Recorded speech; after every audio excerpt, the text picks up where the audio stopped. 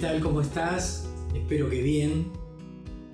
En esta semana recordaba a un teólogo muy importante del siglo XX, se llamaba Emil Brunner, y él tenía una reflexión. Decía, si preguntas por Dios como quien va al almacén y le pregunta al almacenero si tiene azúcar, es muy difícil que encuentres a Dios. Pero si preguntas por Dios como una madre le preguntaría al médico, doctor, ¿se sanará mi hijo? Entonces, dice el teólogo, estás en camino de encontrarlo.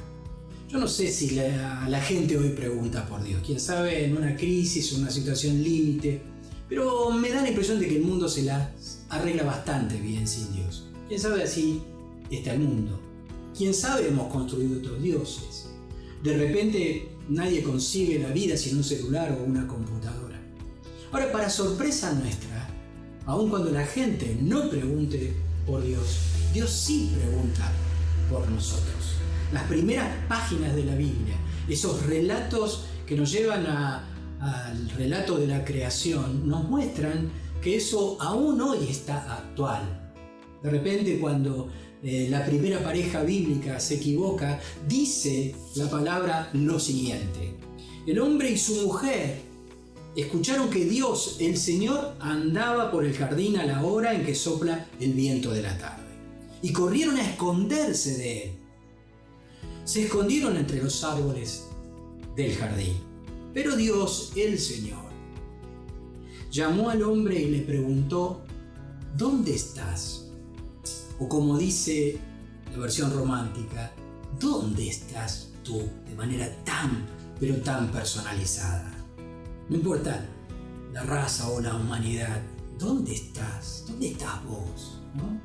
Hace un tiempo leía el cuento precioso de un papá que va al dormitorio de su hija porque la escucha llorar de manera desconsolada.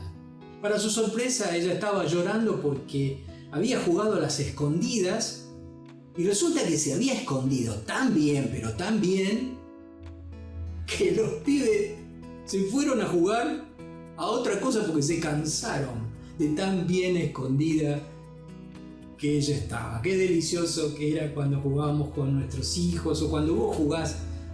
Qué bueno que lo sigas haciendo. Y qué delicioso es cuando alguien salía del escondite y podía decir piedra libre, ¿no? Creo que Dios nos encuentra en este tiempo un poco escondidos. ¿Quién sabe? Porque entendemos que no somos tan valiosos para Dios.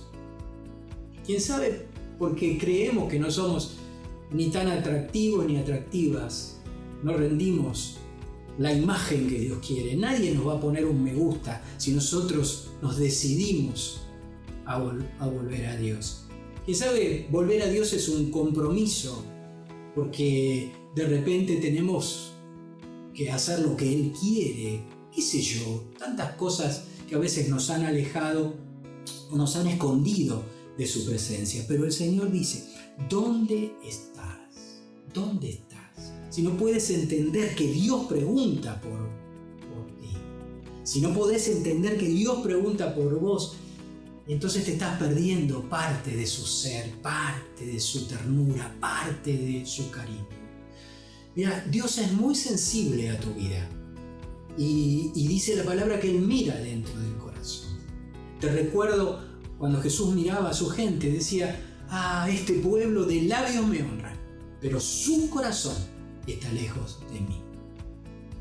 No sé, hermana mía, ¿dónde está la fe que alguna vez tuviste? Hermano mío, ¿detrás de qué historia se fue tu corazón? Yo no lo sé. Solamente Dios y vos lo saben. Pero lo que sé es que hoy es necesario que vuelvas, porque Él nunca dejó de preguntar por vos. Sea cual fuere tu situación, qué bueno que en este tiempo puedas decirle, Dios, gracias porque me buscaste, gracias porque viniste por mí, gracias porque todavía preguntás por mí. Y quién sabe, en ese momento, en ese minuto glorioso, ¿no?, en que puedas volver, te encuentres con la sonrisa de Dios, con la ternura de Dios y sobre todo que ese futuro que te espera en su presencia pueda bendecirte, pueda bendecir a los tuyos, y todo a tu alrededor se ilumine de una manera como ilumina la pregunta ¿dónde estás? Y como ilumina la respuesta he vuelto a ti. Gracias por estar ahí, y gracias por ser sensible a la palabra que Dios te da cada día. Dios va a seguir bendiciéndote.